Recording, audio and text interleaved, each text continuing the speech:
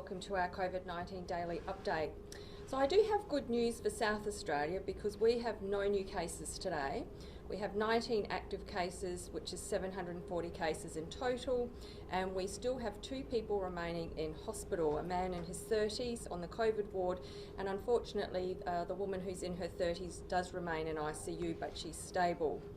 But what I did want to update people about today is that we have had news from Victoria that they have a new case, and this was a person that quarantined in our hotel system in South Australia.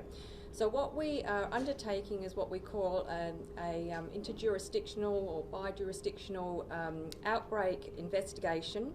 And given that we were only notified this morning, I've only got a few details, but we've already put quite a few steps in place.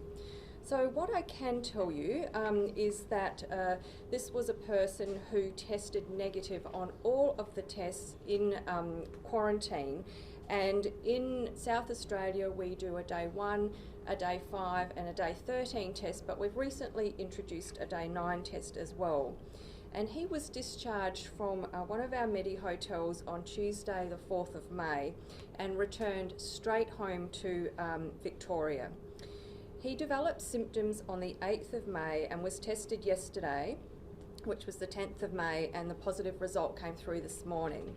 Now, we usually decide that the infectious period is 2 days before somebody develops symptoms, which would have been the 6th of May. So if people in South Australia are thinking, could this person possibly have been out and about here in South Australia, it doesn't look like that is the case.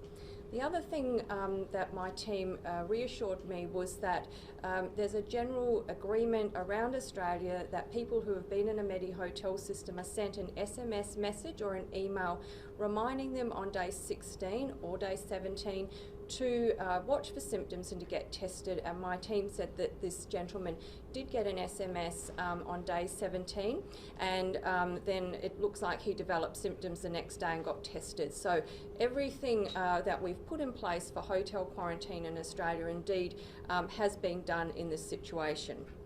Now, of course, there's a number of potential hypotheses here, and we're working through all of those.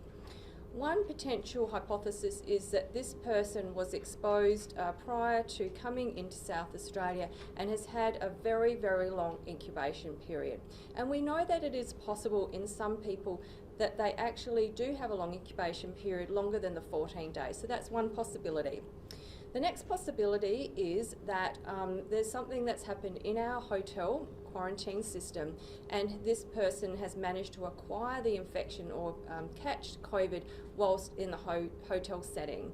And people are aware that this has happened in other hotels in other states, so this is obviously right at the top of our mind in terms of seeing whether this could have happened here in South Australia.